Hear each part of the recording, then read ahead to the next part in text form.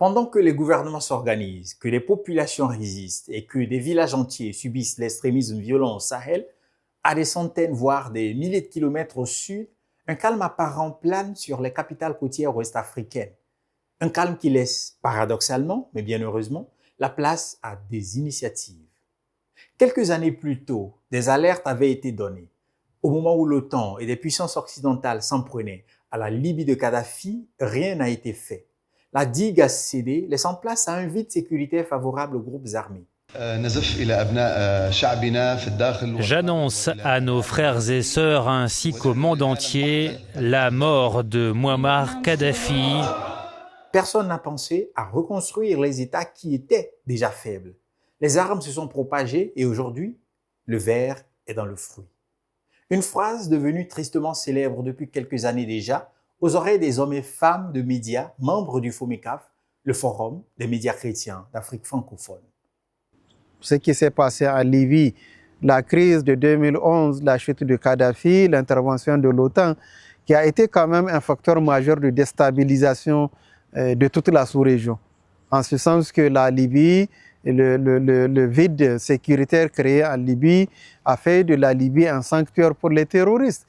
On a été tous surpris,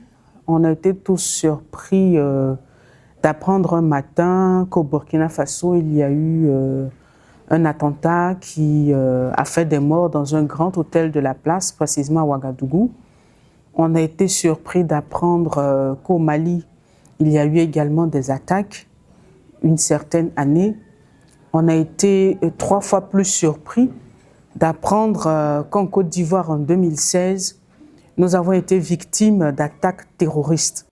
En tout état de cause, 15 ans après que le rempart libyen soit tombé, le constat est amer dans le Sahel. Mais pas seulement. Les chiffres aujourd'hui parlent d'eux-mêmes. Selon l'indice mondial du terrorisme en 2025, publié par l'Institute for Economic and Peace, le Sahel concentre pour la 3e année consécutive près de la moitié des décès liés au terrorisme dans le monde. Un basculement que les experts documentent avec précision. Les décès attribués au terrorisme dans la région ont été presque multipliés par 10 depuis 2019, alors qu'en 2007, elles ne représentaient qu'1% des morts à l'échelle mondiale. Le glissement géographique de la menace est net. L'épicentre du terrorisme s'est déplacé au cours de la dernière décennie du Moyen-Orient et de l'Afrique du Nord vers l'Afrique subsaharienne et singulièrement vers le Sahel. L'histoire nous démontre que ce problème-là, il a commencé en 2012 dans le nord du Mali. Du nord du Mali vers le centre, du centre on voit une explosion, une évolution, l'ouest du Mali, le sud. Mais le sud du Mali, c'est le nord de la Côte d'Ivoire. Le nord du Burkina, le Burkina qui est touché. Mais le sud du Burkina, c'est le nord de la Côte d'Ivoire encore. Tous les pays situés le long du golfe de Guinée, des pays relativement épargnés, mais ce sont dans la ligne de mire de ces groupes terroristes-là. Le nord du Bénin, le nord du Togo, le nord du Ghana, le nord de la Côte d'Ivoire. Le constat est réel. Les populations atteintes ne se limitent plus au Sahel. Dormir tranquille dans une capitale côtière en pensant que le mal reste ailleurs, c'est une erreur qui a longtemps laissé ce fléau progresser en silence. Le Togo, le Bénin, la Côte d'Ivoire et le Ghana font face à des incursions de plus en plus fréquentes dans leur zone septentrionale, signe que la frontière entre le Sahel en crise et une Afrique de l'Ouest côtière longtemps jugée stable s'efface progressivement. Sur le terrain, la communauté économique des États de l'Afrique de l'Ouest a comptabilisé 450 attaques terroristes entre janvier et novembre 2025, causant plus de 1900 morts, une statistique qui, à elle seule, dit l'urgence de ne plus regarder cette menace comme un problème lointain. Whereas terrorism was initially confined to the Sahel and the Lake Chad Basin regions, today it poses an existential threat to the whole of West Africa. In the last months, terrorists have continued to attack military escorted convoys, killing and kidnapping both soldiers and civilians. This is causing enormous hardships for the population as fuel and the goods, markets and basic services that rely on it are in short supply. And in some cases, vital humanitarian operations, including life-saving UN operations, have been forced to reduce services due to fuel shortages.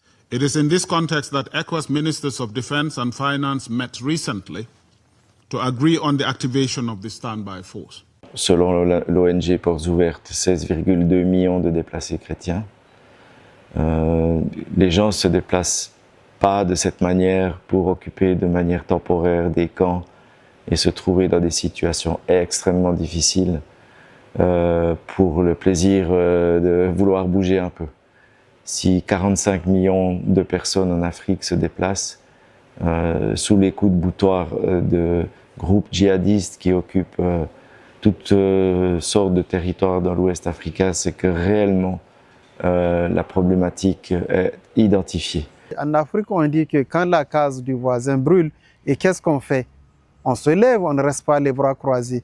Une partie de la réponse ne se joue pas dans la caserne, mais dans les rédactions. C'est le pari que porte depuis plusieurs années déjà le FOMECAF, le Forum des médias chrétiens d'Afrique francophone. Loin des grandes déclarations, l'organisation a fait le choix du terrain, décentraliser ses formations, aller chercher les professionnels là où ils travaillent, plutôt que de les faire converger vers une seule capitale régionale. Lomé, Ouaga, Porto Novo, Abidjan. Ce travail de fond, le FOMECAF ne le mène pas seul. À ses côtés, Média Eben s'est imposé comme un partenaire technique de premier plan, apportant accompagnement pratique, outils de production, montée en compétences sur des formats modernes de la radio et de contenu numérique, qui permet à des équipes parfois isolées de transformer une prise de conscience en programme concret, diffusable, capable de toucher un auditoire réel. Donc c'est vraiment d'essayer d'agir, mais pas dans une logique de dépendance, dans une logique d'indépendance mutuelle, et puis simplement de se positionner en grand frère, surtout pour le transfert de connaissances. Nous sommes nantis par rapport aux techniques, par rapport au matériel, par rapport à l'accès à la formation qui est beaucoup plus facilité chez nous. Puis bien sûr, nous sommes aussi nantis de quelques moyens, pas infinis, mais quelques moyens qui nous permettent de donner l'impulsion de ce genre de séminaire. Mais chacun des séminaires a été cofinancé par les personnes localement. C'est cette alliance entre la vision du FOMECAF et l'appui de Média Eben qui a permis de donner corps au séminaire tenu en janvier dernier au CEFCA. 57 professionnels issus de 24 médias chrétiens de toute la Côte d'Ivoire, réunis pendant plusieurs jours autour de 7 experts nationaux et internationaux. Sur le papier, ce sont des chiffres de séminaire. Sur le terrain, ce sont des rédactions entières qui repartent mieux armées. Les journalistes, les communicateurs, les directeurs de médias. À ce séminaire, il y a eu même des aumôniers à la communication. Donc, c'est pour faire comprendre un peu tout le poids, toute la responsabilité qui pèse sur les épaules des professionnels des médias. Il y a eu des techniciens, c'est vrai, il y a eu des managers, mais tout cela pour dire que tous les compartiments du média, que nous soyons à la télé, que nous soyons à la radio, sont impliqués dans cette promotion de paix et de cohésion sociale. Car c'est bien là tout l'enjeu de ce type de rencontre. Au-delà de la simple prise de conscience de la montée de l'extrémisme violent, doter les équipes d'outils journalistiques solides, de vérification de l'information, traitement responsable des sujets sensibles, techniques de production radio, stratégie éditoriale, de cohésion sociale. Derrière tous les médias que nous avons, ce sont des personnes qui sont là. Et si un média est formé, si un communicateur est formé, si un journaliste est formé, il pourra mieux orienter ses écrits. Aujourd'hui, on parle de journaliste de solution, il pourra mieux orienter ses écrits. Un média chrétien mieux formé, mieux équipé techniquement, capable de porter le message de paix avec professionnalisme et régularité, devient à sa mesure un frein réel à l'avancée du discours radical. Ce n'est pas une action spectaculaire, mais c'est une action qui dure. Une émission bien construite, diffusée chaque semaine dans une langue locale, pèse sur le temps long, autant qu'une opération de sécurisation pèse sur l'instant. Si dans le Sahel, la survie dépend souvent de la seule résistance, celle des populations déplacées, des forces de sécurité en sous-effectif, des communautés qui apprennent à vivre avec la peur, ici à Abidjan, comme dans les capitales côtières, la résilience des professionnels de la radio chrétienne, en Côte d'Ivoire comme ailleurs, s'apparente à une victoire d'étape. Une victoire modeste mais qui compte, dans un contexte où le Haut Commissariat des Nations Unies pour les réfugiés estime qu'environ 5 millions de personnes ont été déplacées de force dans la région et que 33 millions d'autres ont besoin d'une aide humanitaire. Sans votre présence ici, en ce lieu, il n'y aurait pas ni de séminaire, ni de formation, et on ne connaîtrait ni FOMECAF, ni le CEFK. Votre présence en ce lieu détermine la vocation et de FOMECAF et du CEFK. L'histoire du CEFK remonte aux années 1980, au milieu des années 1980, et tout est parti d'une vision, la vision d'une dame. Il faut ici s'arrêter un instant sur le lieu même de cette rencontre. Le CEFK, le Centre évangélique de formation et de communication en Afrique, n'est pas un simple centre de séminaire parmi d'autres. Au fil des années, cette structure ivoirienne a formé des générations de professionnels de médias dont plusieurs figurent aujourd'hui reconnues bien au-delà des frontières de la Côte d'Ivoire. C'est là tout le potentiel que représente le CEFK. Un vivrier de compétences, un pôle de formation capable de rayonner sur l'ensemble de l'Afrique de l'Ouest à un moment où la région a justement besoin de rédactions solides, professionnelles et outillées pour résister à la désinformation autant qu'au discours de la haine. Et moi, après le CEFK, j'ai eu cette opportunité, la grâce de Dieu, de faire un stage pratique, mais dans des médias en Suisse. Ma carrière à l'international, elle a commencé en Suisse. Mais le CEFK, après le CEFK, j'ai fait ce stage pratique-là. C'est comme ça que ça a commencé et que par la suite, j'ai fait une carrière à l'international comme journaliste à la BBC. Ce centre est bien plus qu'un bâtiment et un grand terrain. C'est un symbole de persévérance. Nous savons que les circonstances, les crises, les années de guerre et les défis mondiaux tels que la Covid ont parfois altéré la version initiale de cette institution. Mais aujourd'hui, l'ouverture de ce séminaire en ces lieux est un signe d'espérance.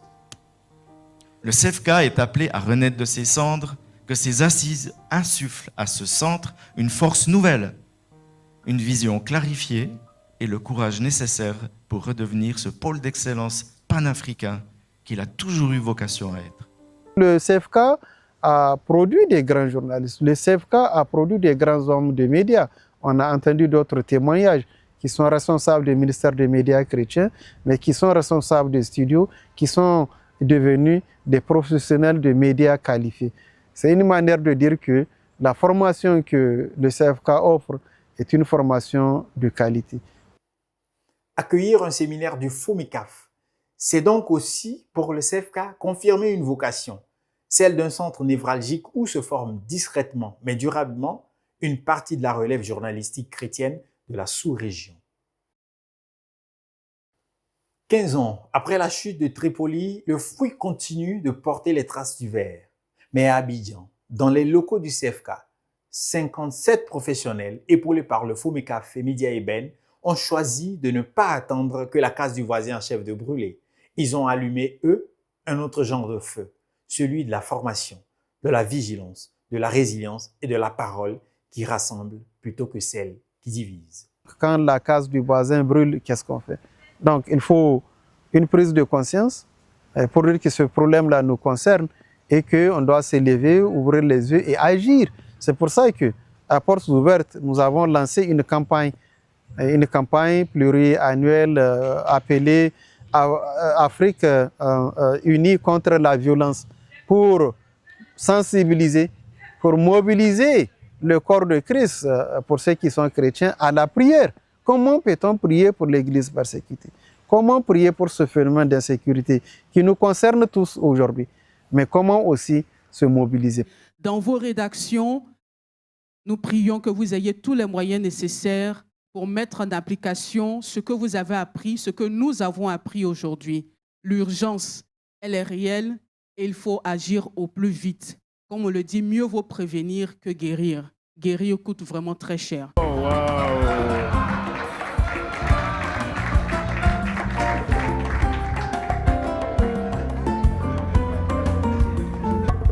Andrea Luzi.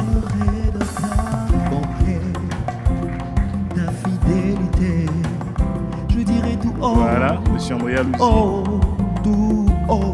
Ce que tu as fait pour moi. Monsieur Denis Stephen. Je proclamerai. Monsieur Denis Stephen. Je parlerai de Merci. ta bonté. Merci infiniment à vous, chers formateurs. Je dirai tout haut. Monsieur Emmanuel Zili.